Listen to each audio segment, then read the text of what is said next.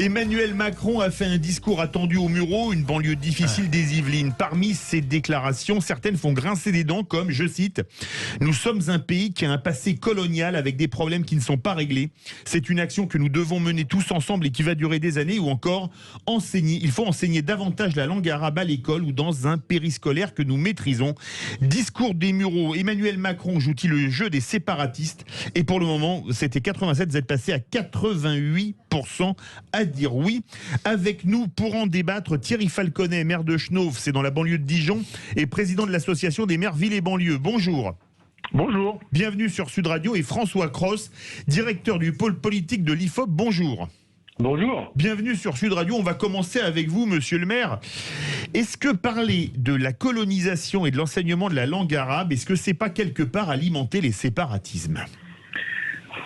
D'abord, je voudrais réagir sur un autre point, si vous permettez. Je m'interroge, et nous nous interrogeons à l'Association des maires de villes et banlieues, sur le choix du président de la République de prononcer son discours sur le séparatisme au Mureaux, dans une commune de la politique de la ville, et donc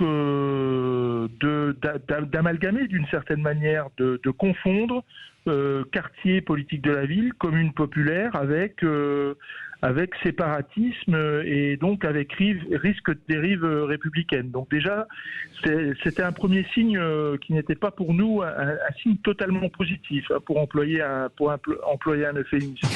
Moi, globalement positif, c'était Georges Marchais il y a 40 ans. Oui, mais pour reprendre l'expression, carte de séjour, c'est aussi ma jeunesse. Moi Charles Trenet, mais carte de séjour, c'était ma jeunesse. Non, je pense qu'il faut éviter justement ce premier amalgame. La question du séparatisme, et notamment particulièrement du séparatisme islamiste, puisque ce matin, le président de la République n'a parlé que de l'islam.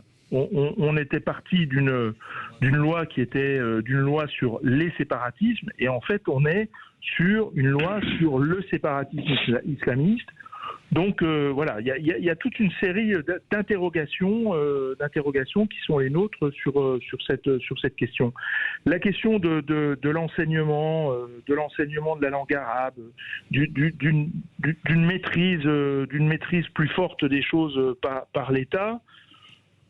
Je pense que ce ne sont que des épiphénomènes dans un problème plus vaste et plus global. On va donner la parole à François Cros, directeur du pôle politique de l'IFOP.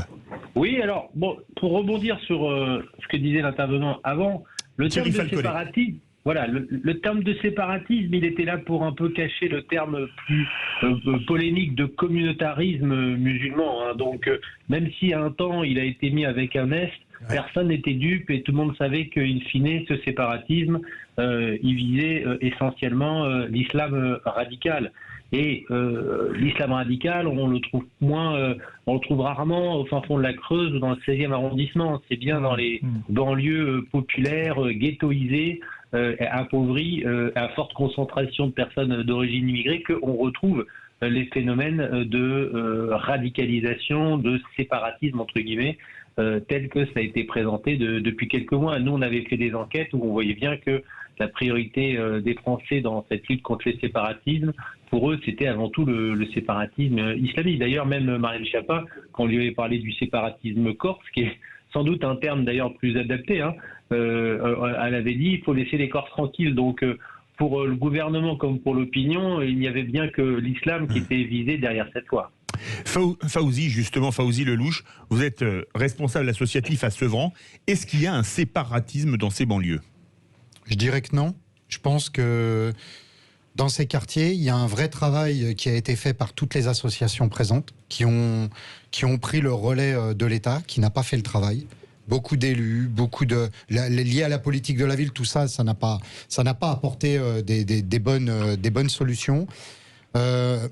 Il faut savoir qu'il y a eu le plan Borloo qui avait été proposé pour apporter des solutions justement dans ces quartiers prioritaires, qui a été balayé d'un revers, je me souviens. Et dans le discours, je l'entends Emmanuel Macron nous dire comme quoi que plusieurs de ces projets de ce plan ont été récupérés et mis en place, alors que c'est complètement faux.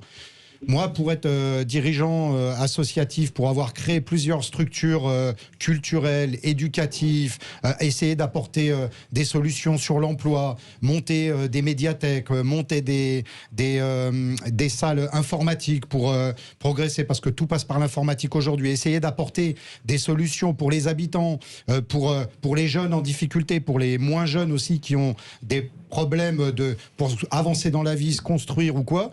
Eh ben, depuis 3 ans, sa politique à Emmanuel Macron a été tout l'inverse. En commençant par arrêter les contrats aidés, contrats à venir, qui a posé un vrai problème parce que du coup, étant donné qu'on se substituait aux institutions, au pouvoir public, du fait qu'ils n'apportaient pas les services pour les habitants et n'apportaient pas de solutions auprès de la jeunesse, du coup, eh ben, il n'y a plus d'humain pour s'occuper de l'humain. Ça, c'est une chose. Donc depuis 3 ans, les associations sont en réelle difficulté sur le terrain et les solutions, les problèmes continuent à perdurer. Et effectivement, dans la ville de Sevran, il y a eu un problème de radicalisation concernant une mosquée qui était la mosquée des radars, qui a fait énormément de bruit, qui a été Sevran a été même la polémique de similitude avec le Molenbeek français, qui nous avait causé beaucoup du tort à l'ensemble de la population qui habite là-bas. Il y a encore des traces, mais franchement, c'était un cas isolé. On en a fait tout un plat. Et honnêtement, je pense qu'on peut résoudre les problèmes, pas de communautarisme, mais plutôt d'origine, d'immigration, de gens qui sont maintenant issus de la 2e ou 3e génération, qui ont élevé leurs enfants en France, par des solutions plus par l'emploi, par l'implication de ces gens, l'implication de ces jeunes dans ces quartiers. Philippe Bilger. On attendait depuis longtemps le discours du président de la République contre et il a dit finalement contre le séparatisme, l'islam radical. Globalement, je trouve que les mesures qu'il propose et les orientations qu'il formule sont pertinentes. Je regarde ça, j'ai écouté le discours, je trouve que de sa part, c'était bien. Si je n'avais un ou deux reproches à faire, je trouve d'abord qu'il surestime l'action du gouvernement avant le discours des Mureaux. Il enjolive le bilan. D'autre part, je ne suis pas persuadé que l'explication colonialiste soit très pertinente. Et ensuite, je suis frappé de voir à quel point il a refusé d'affronter les problèmes de la quotidienneté. Celui du voile, par exemple, parce qu'il ne voulait pas, sans doute, mécontenter il a ménagé la chèvre et les choux sur le voile. Voilà, et donc, mais tout de même, dans l'ensemble, si tout cela est mis en œuvre, je trouve que ça n'est pas médiocre et qu'on ne peut pas dire, pardon Philippe, je finis, qu'il favorise le séparatisme. Héloïse Lenellet. Je pense qu'il fait du en même temps, comme d'habitude. Ça fait maintenant 3 ans et demi qu'on attend qu'il s'attelle au problème de l'immigration ou du communautarisme. Il commence à se réveiller parce que les élections approchent et que le populisme monte en France. Et il nous fait des mesures qui, à mon avis, ne seront pas spécialement appliquées. Alors voilà, il nous fait des mesures sur la langue arabe pour essayer de ne pas être trop radical dans le rejet, de ne pas donner l'impression qu'il rejette l'islam et pour pas braquer les musulmans. Et à côté de ça, il va pas vraiment s'attaquer au vrai problème. Moi, je suis d'accord avec ce que dit Philippe. Les accommodements raisonnables, il n'en parle quasiment Québec, pas. Ça. Voilà, bon, il n'en parle pas. Non, je trouve que c'est très insuffisant et qu'il y a beaucoup d'enfumage là-dedans. Thierry Falconet, je rappelle que vous êtes maire de Chenauve, c'est dans la banlieue de Dijon. On a parlé beaucoup de Dijon il y a quelques mois. Est-ce que quand on voit que la paix dans le quartier s'est faite à la mosquée entre un imam maghrébin et un imam tchétchène, le séparatisme, il n'est pas déjà là? Je pense que cette affaire, et j'ai fait une déclaration assez nette sur ce règlement entre guillemets de cette question, en disant que pour moi cet épisode il est surtout révélateur de l'absence de l'État. Et je rejoins ce que disait le responsable associatif de la ville de Sevran, Fawzi Lelouch. C'est-à-dire qu'on est sur un double discours par rapport à l'action nécessaire, indispensable, quotidienne que mènent les associations, que mènent les élus, que mènent les maires sur les territoires de la politique de la ville. Très clairement, nous manquons de moyens. Nous manquons de moyens en matière d'accompagnement à l'emploi. Nous manquons de moyens en matière de contrats aidés. Dans le projet de loi de finances, on ne peut pas dire que l'action du gouvernement soit totalement exemplaire quand, par exemple, sur le volet renouvellement urbain, on ponctionne dans le projet de loi de finances 1 milliard d'euros sur Action Logement, et donc tout ça va retarder l'action de réhabilitation et de rénovation de nos quartiers. On a supprimé les éducateurs de prévention spécialisés. On a des effectifs de police, des magistrats qui sont très nettement insuffisants pour faire face.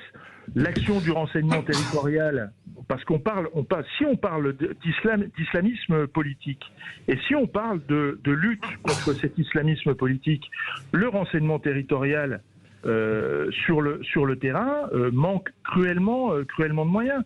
On parle de contrôle des associations sportives, des associations d'aide aux devoirs, par exemple. On sait que ce sont des terrains privilégiés qui sont investis par des groupes radicaux pour mener une forme de stratégie d'entrisme dans les structures associatives. Et dans le même temps, quand nous, les maires, nous interpellons l'État, le préfet sur ces questions, le renseignement territorial nous dit, écoutez, oui, mais l'urgence, il y a des urgences plus urgentes que les autres. C'est-à-dire, c'est une vraie question. Mais là, on a une urgence, Thierry Falconet, c'est de faire une pause, on va dire, commerciale. Vous êtes bien sûr Sud Radio, 18h42, discours Murau. Emmanuel Macron joue-t-il le jeu des séparatistes? Vous êtes maintenant 89% à dire oui. On se retrouve dans quelques instants. Les vraies voix Sud Radio, 17h-19h, Philippe David. Retour des vraies voix sur Sud Radio et le grand débat, discours au Murau. Macron joue-t-il le jeu des séparatistes? Vous êtes désormais 89% à dire oui. François Cros, vous êtes directeur du pôle politique de l'IFOP. Le séparatisme, il est ressenti par les Français dans les sondages que vous faites? Disons que c'est toujours une priorité qui fluctue par rapport à la situation sanitaire actuelle, la crise économique. C'était pas forcément ce qui était en tête suite à l'attentat et des différents éléments de contexte. Les choses peuvent changer, mais ça reste une attente forte de l'opinion. Là-dessus, il répond à quelque chose qui existe comme demande chez les Français, mais il avait quand même le souci de ne pas non plus trop heurter un électorat dont l'ADN, qui est le sien, ne s'inscrivait pas historiquement dans une optique ou dans un discours, je dirais, sécuritaire, républicain, tel qu'à gauche on avait pu le voir à l'époque avec Manuel Valls, par exemple. Donc lui, il s'était quand même prononcé contre certaines politiques, certaines mesures prises à l'époque. Il avait critiqué dans la guerre d'Algérie en parlant de crimes contre l'humanité. Enfin, il s'est distingué symboliquement pendant longtemps sur ces questions.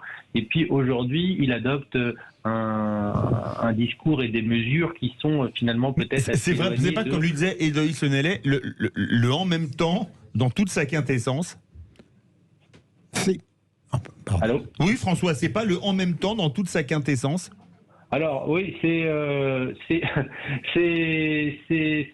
pas évident. On peut penser quand même que par rapport à ses origines idéologiques, qui étaient quand même beaucoup plus dans une deuxième gauche, beaucoup plus ouverte et multiculturelle, on peut quand même penser qu'aujourd'hui il est plus en phase avec un électorat de centre droit qui aspire à une fermeté et à des mesures assez sécuritaires. Il a pris beaucoup de précautions de langage, mais tout de même, je vous rejoins, François, cette fois-ci, il a tranché nettement en faveur de la lutte contre le séparatisme. Je ne vois pas comment on peut trouver dans ce discours des ferments qui seraient favorables au séparatisme. Mais enfin bon.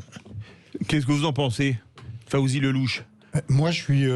Pour moi, il dit tout et son contraire. Enfin, tout ce qui est, tout est mélangé. Je veux dire, il y a des faits de société, il y a des faits graves de l'histoire.